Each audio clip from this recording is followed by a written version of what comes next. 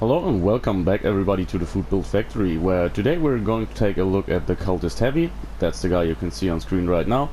And as always, I'm going to show you some gameplay in the first part of the video, and in the latter half of the video we're going to take a look at the perks, mutations and everything you need to know in order to get the build right.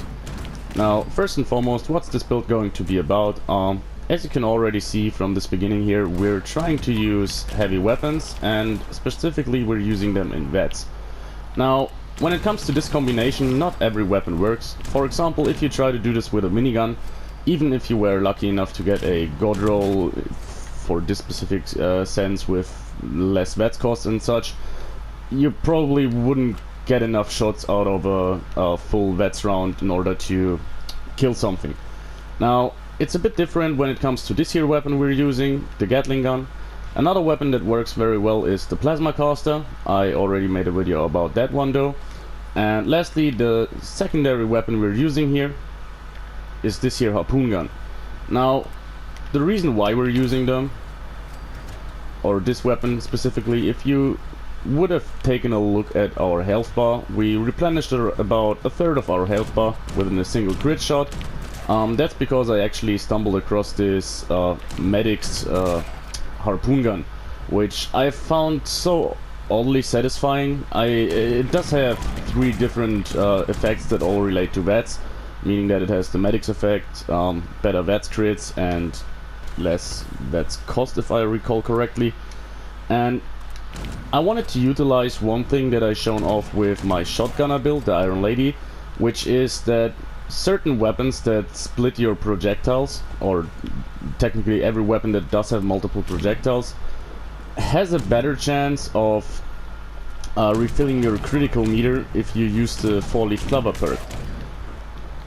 That means that pretty much always we can refill our critical bar with a single shot.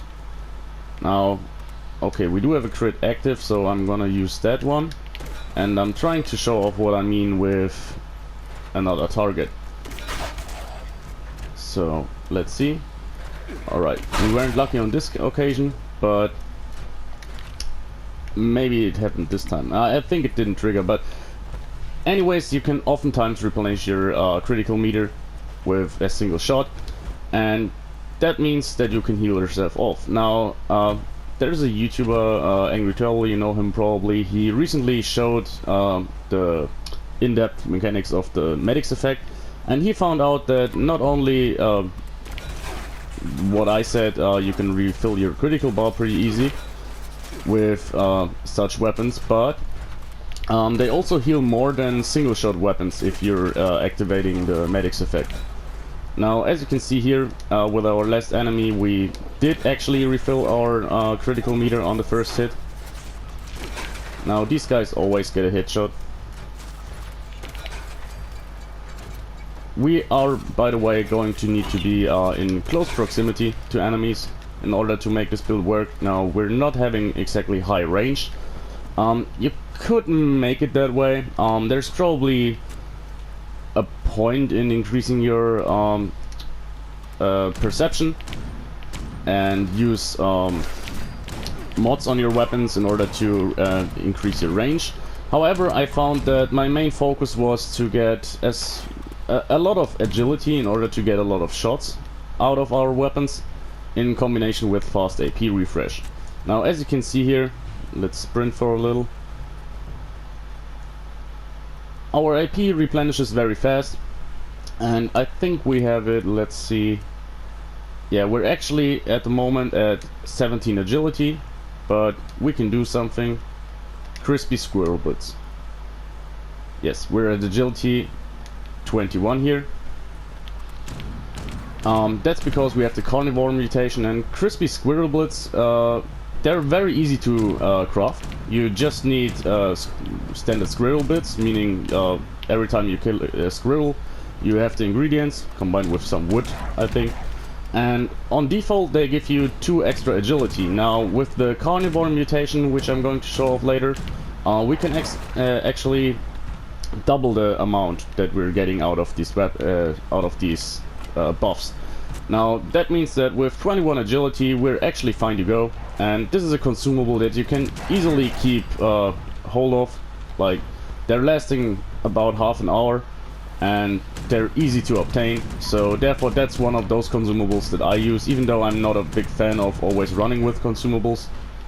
And another thing, as I've shown off here, for bigger targets it's more than likely that your AP bar doesn't do the job completely, so you just fire until you're out of VATS and then complement your build with some free aim. However, the AP comes back really quickly, so if you're avoiding twitch shooter mechanics at all costs, you can just shoot the weapon till you're out of agility, out of action points, and yeah, you can replenish within like 5 to 10 seconds and go on again.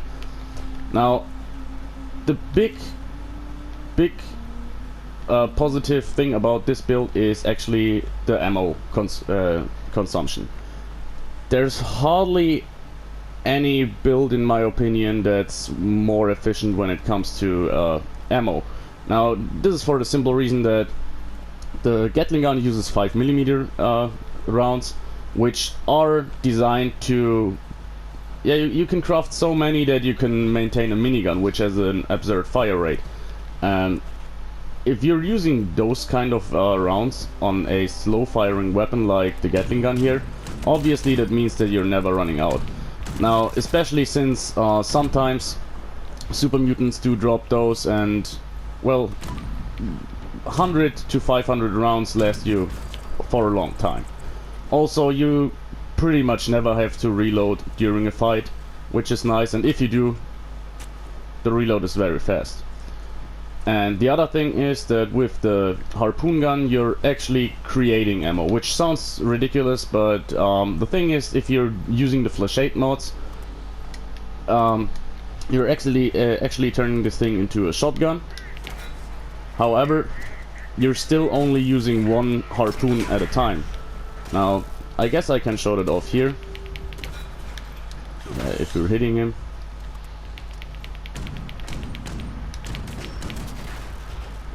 So, okay, on this occasion we only got one harpoon, but let's take a look here. Okay, 2 harpoons.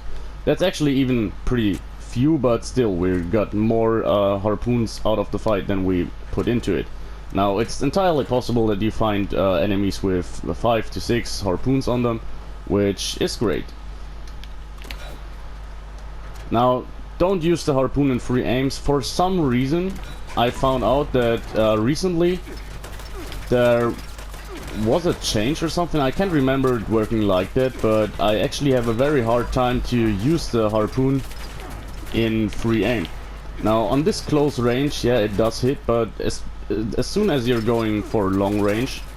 Now, this is, by the way, the perfect enemy to show off a VATS character if he's in stealth. But yeah, as you saw here, we had no problem due to our power armor. Take some rare materials. Alright, we have another crit ready, and all our damage is healed off again. Now, this combination works very well. Just use the... if you are in a closer fight, just use your Gatling Gun in order to gain your critical meter or critical back, and then quickly switch to your Harpoon Gun, and you can, as I said earlier, replenish your health by about 1/3 of the health bar.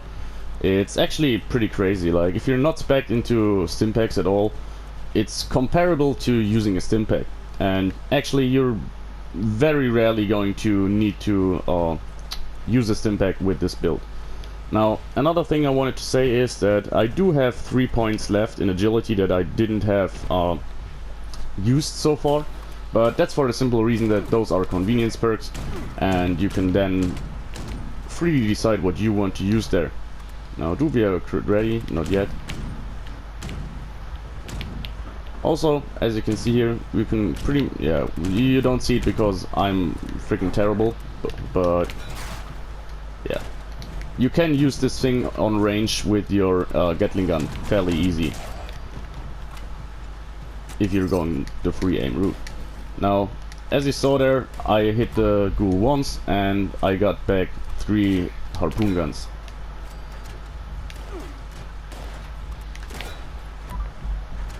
That was actually a very lucky hit. I didn't know why I even tried, but yeah, here we go.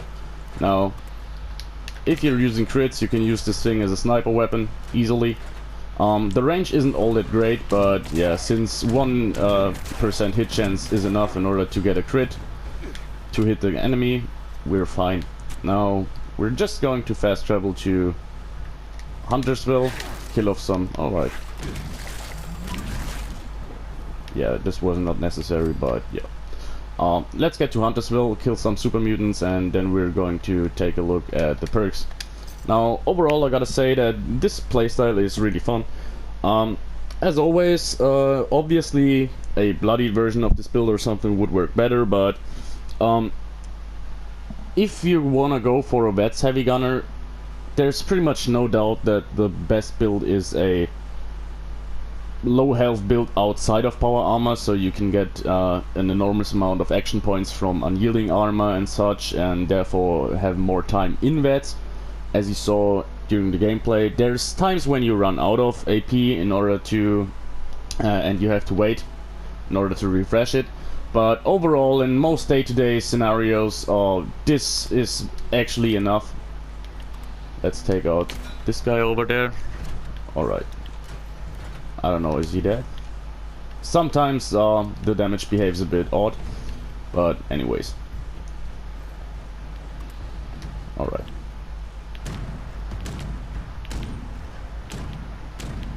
Yeah, my aim is horrible. Excuse me.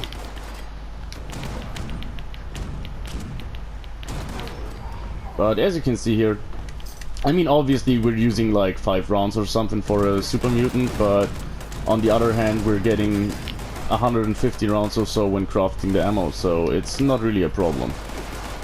I thought we had a crit active here, but... Alright, let's finish this guy off. Another thing I wanted to say is that I did not use faster reload, which might seem a bit odd considering that we're using such a slow weapon that pretty much only is held back by its reload time, but the thing is that for some reason the Harpoon Gun, it's odd because even if you increase the reload speed, at a certain point you're not gaining anything from increasing it further, for the simple reason that you might reload faster, but you then have to wait until you can shoot, so you're not sparing anything. Now I just wanted to show this here off. I do in one other crit and then I'm going to show off the Gatling Gun. Just wanted to heal my character a little, but yeah, let's get to the Gatling Gun. Also, you can use the criticals with your Gatling Gun, obviously. They're very powerful. Now, on this occasion, this is a legendary enemy, so that means he does survive a bit more. But... yeah. The Harpoon Gun isn't the most practical weapon, but I still find it oddly satisfying to use, and therefore... Now, here we have another crit ready. Look at our health bar, and... here we go. Yeah, I guess it was actually even half of our damage. Now, it's just a 1-star, but an instigating ghost rifle, it's actually a good weapon. Let me know if you need that. I otherwise will strip it, by the way, because I have a better one of those already. Now, when it comes to super mutant hounds, they have a big head and therefore they're easy to hit. Let's see, yeah, we have a crit ready, so yet again we can use our Harpoon Gun, activate the crit, and deal with this guy from range. Now, we were at full health actually, so it didn't really matter, but yeah. Yeah, as always I say I go to Huntersville and then call it a video, but now we're going to take out some raiders and the Deathclaw, and yeah, then we're done. Oh, I just see I'm very low on the old hydration. Now, overall, I did really like the build. It's something different for sure, and actually, yeah, as I said, you're so heavily efficient with your ammo that I'd consider this character really one of the best options if you're a casual player and just want to play the game from time to time. You don't need a lot in order to make it work. You can use basically non-legendary weapons. The medic's shotgun wouldn't behave way better or worse with other weapons. Now obviously you can do a lot to increase the damage, but that's not our main focus here. And with the Gatling gun, it's an anti-armor version, so you get a bit of a benefit, but a non-legendary version wouldn't actually do all that less damage. The only thing is that we do have VATS hit chance, so we do have a better chance of hitting the head. Meaning if you had a non-legendary version, you'd probably have to get a bit closer, but that's about it. Alright, we do have some health rubber banding here, which is tied to server lag, I guess.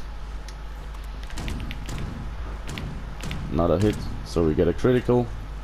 And, well, honestly, let's spare that for the Deathclaw down here. Now look at our AP. It's going up again very quickly. We do have a certain mod on our power armor. That's another thing. The whole build is very low on the RNG side, meaning that, yeah, as always, if you're using power armor, you're not relying on RNG all that much. Alright, I guess one critical will, yeah, finish the job. You're not relying on RNG all that much, because getting power armor is pretty simple. On this case we actually do use excavator armor, which you can get at level 25 or 20. I'm not entirely sure, I can't remember.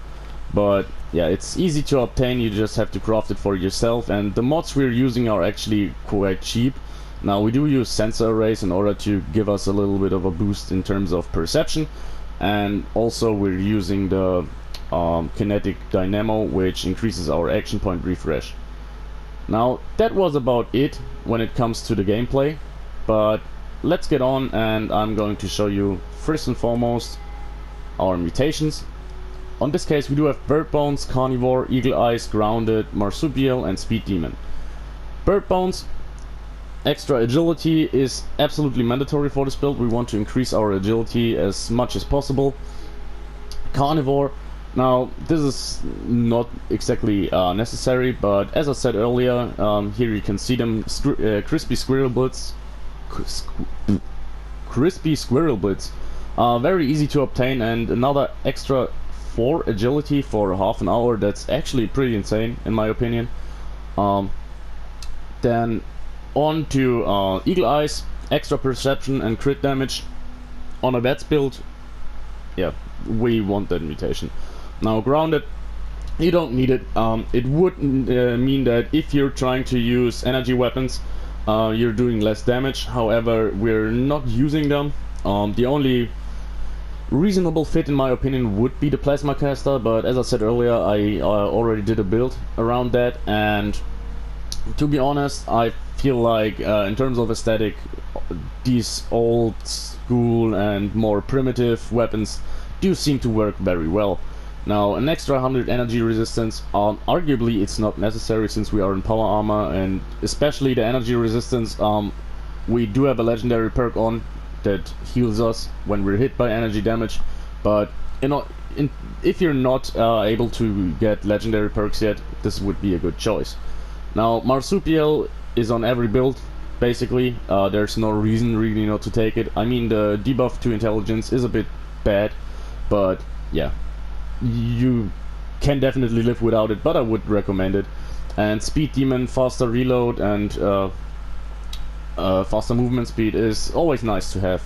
Now overall this leads to these special stats here, which don't really align with what we have in terms of perk cards and such. For example, strength at 4, we actually have strength 12 I guess, but what we're interested in, we do have fairly high perception at 10, which is enough for our means. Obviously increasing it would increase your performance, but 10 is a good sweet spot. Endurance at 5 and charisma at 4, there's nothing much to say about it here. Intelligence still at 8, which is fine, even after the debuff from Marsupial. And here, this is the main part, agility at 21. Now, we do use VATS, so there would be an argument to say that higher luck is nice if you have access to perks or to consumables that increase your luck. Obviously, it's going to help to refill your critical meter faster, but our main way to increase your to fill our critical meter is the trick with luck of the draw, four-leaf clover, sorry, and the shotgun, or harpoon gun in this case. Now, onto our equipment. Here's the harpoon gun. VATS critical meters do critical shots do 50% extra damage, 25 less AP cost, and medic's effect. Now, the less AP cost is actually pretty redundant on this weapon, since in the time we're reloading, we're out of VATS, and in that time we replenish our AP anyways, but it's nice to have for these occasions if we want to stay, let's say we want to fight a bigger target and want to stay in VATS to get some concentrated fire going on. Now, the VATS critical meter, the VATS critical shots do 50% more damage. That's actually very important, since we're mostly trying to use this weapon with crits, and this is a way to boost our damage. And the other weapon we do have is this here, anti-armor VATS hit chance, VATS fill faster Gatling Gun. Now, both of these weapons I was really surprised when I saw them, because the effects are very complementing to each other, meaning that the legendary effects on themselves are actually near to god roll. The thing is that they are on weapons where you usually think like no one would use them that way. Heavy guns generally don't sell well if you have legendary effects that boost your VATS efficiency. So these things are actually easy to get. Well, maybe not easy to get, but cheap to get. If you find someone in a vendor who has those, yeah, they're basically charging you as much as if you were to buy a 1-star anti-armor gun. Now, as you saw here, I would basically prefer less VATS cost over the VATS critical meter in this case, but that's about it. The rest is really good for this weapon. Onto apparel, we do have a set of excavator armor. The arms are unmodded. Our helmet does have the sensor array, which increases our perception by 2, and yeah, it's arguably not necessary, but it's nice to have and not expensive. I think the plants cost me 2,000 caps or something, and I don't have high charisma or anything, so you can probably get them for 1,500 caps. The legs do have explosive vents. I'm not quite sure. I have this set for a long while, and back then I thought it might be a good idea, but explosive vents are a waste of time. They don't work. Even if they would work, they wouldn't be all that great. But yeah, you want calibrated shocks. However, those are a bit more expensive and weren't necessary on this case. And the last thing here is our, where is it? Yeah, it's up there. Assembled Pale Rider excavator armor. So core assembly was the mod I was talking about. It actually increases your AP refresh, which is nice and supplements our perk choices very well. Now, on to the perks. This is our perk chart here. We do have 11 strength, which is kind of low for a heavy gunner, but let me explain. Now, what we want is heavy gunner at rank 3 at all ranks, and bandolier rank 2. Now, as I said earlier, there would be an argument for lock and load in order to reload your weapons faster. However, our Gatling gun has a very big magazine, and we basically never run out of ammo during a fight, meaning that we do have time when we reload, and even without the perks you reload very fast. And the other weapon we do have is the Harpoon Gun, which doesn't benefit from faster reload, in a sense that you may reload faster, but you're not able to shoot until the time is over and you would normally have reloaded. So therefore we could actually live without it. Now, there would be an argument to use bare arms. However, excavator armor has an inbuilt set bonus that you get more carry weight. Top that with some calibrated shocks for another 100 extra carry weight, and yeah, you have a lot of carry weight on this character. You could use Class Freak, for example, to get more strength and therefore more carry weight. I really didn't think that it was an issue, and yeah, you don't need to use a lot of weapons. You only need those 2 weapons that I shown off, and you can live without bare arms. Now onto perception. As you notice, we were at 10 perception, but we actually only have 4 perception stat wise. Now we do use rank 3 of glow sight simply because it's a good boost, and we wanted to have at least 4 perception and 1 rank of concentrated fire. Now you could obviously go and increase concentrated fire over glow sight, which wouldn't be a bad idea. If I had more time, I probably would have done that, and more level ups. But yeah, that's what we went for here. Concentrated fire, at least rank 1 is necessary though, because you want to have the ability to shoot at the heads or the weak spots in the thrusters, for example, if you're talking about Mr. Gutsies. Now endurance, fairly low 5. We do have Cola Nut, rank 2, and Fireproof. Now Fireproof is a pretty simple choice. It's always a nice addition to your build. It's one of the must-have perks in my opinion, unless you're having a dense chest piece. And Cola Nut rank 2, well, I think it's very beneficial. I didn't show it off in the video, but what it does is it increases the benefits from Nuka-Cola. Yeah, you get Nuka-Cola fairly plenty, and it makes it a really good healing item first and foremost. But what we're more interested in, if you're really, let's say a Scorch Beast or something, yeah, you can basically pump the enemy full of lead while going down with your action points, and once you run out of action points, you chuck 1 Nuka-Cola Quantum or something, and your AP refills even faster, meaning that within 3 to 5 seconds you can use a full round of VATS again, which is pretty cool. And yeah, Nuka-Cola isn't all that expensive or rare. Now rank 4 Lone Wanderer with Charisma 4, very standard on my builds. I always try to keep Charisma pretty low unless I'm doing especially a team build character. I think it's a nice payoff, and yet again we're mostly interested in the AP region. Onto intelligence, this one is a bit more packed. We do use stabilized, which is a must-have if you use heavy weapons on a power armor character. Batteries included, yeah. The fusion cores for your power armor weigh you down. Now if you can afford it, and let's say you wanna just walk around with 5 fusion cores, which last you a long time, especially with power user, you can live without it. However, I wanted to have it on.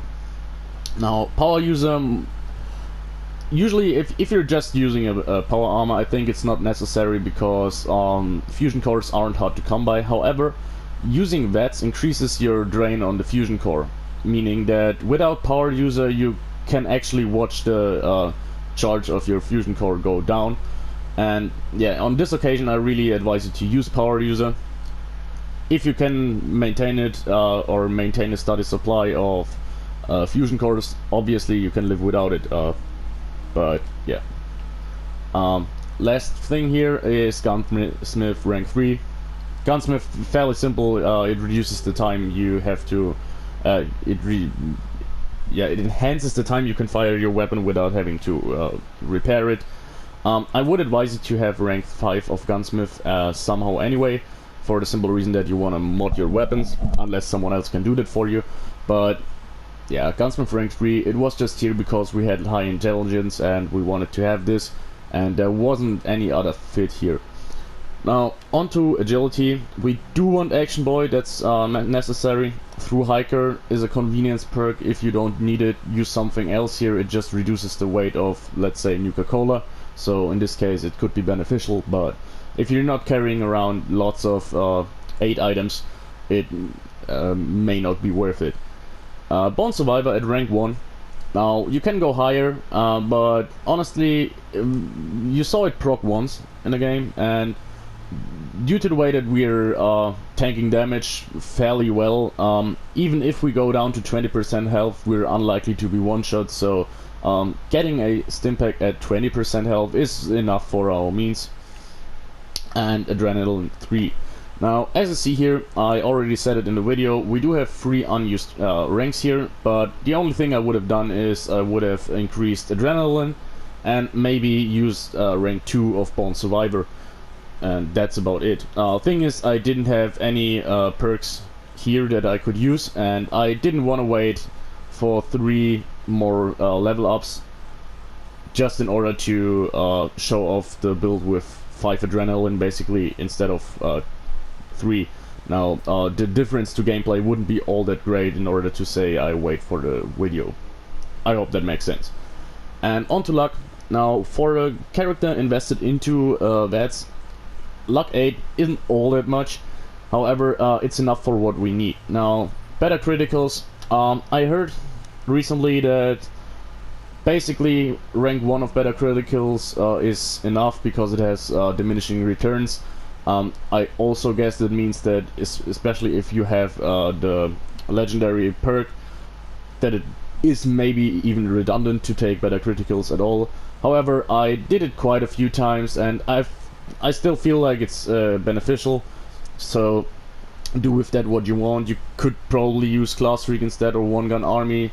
However, I still wanted to use it, and I do feel like it's worth it, but just know that it has diminishing returns, meaning that at a certain point increasing your critical damage isn't worth it all that much.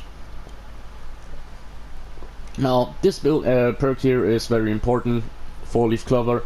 As you can read, each hit in VATS has a chance to refill your critical meter, an excellent chance even. I never found out what exactly the chance is, but just from my assumption I'd say it's about a 25% chance. And the gist of it is that it procs on every hit on an enemy if you use VATS. Now the thing is, if you use a shotgun, or in this case a Harpoon Gun with the Flashay mods, you're shooting an enemy once in VATS, but you're actually hitting him multiple times. Now on the Harpoon Gun I think it's like 6 or 7 different harpoons that are hitting the enemy, and each and every single one of them has a chance to refill your critical meter. Now this makes the perk very overpowered, because usually if you're fighting with, let's say, a handmade or something, yeah, if you shoot 7, by the time you shoot 7 bullets into an enemy, you most likely have one time refilled your critical meter with this perk. Now if you do this in one shot, it means that very often it doesn't work as good with the Harpoon Gun as with shotguns. With shotguns it works even a bit better. There it is really rare that you don't refill your critical meter in one shot, but as you saw in the video, yeah, very often we do use one shot and have another critical to go. And last but not least, we do have Starch Genes here, which is just self-explanatory. We do have mutations and we want to keep them. We don't want to get any unnecessary mutations, and therefore Starch Genes is here.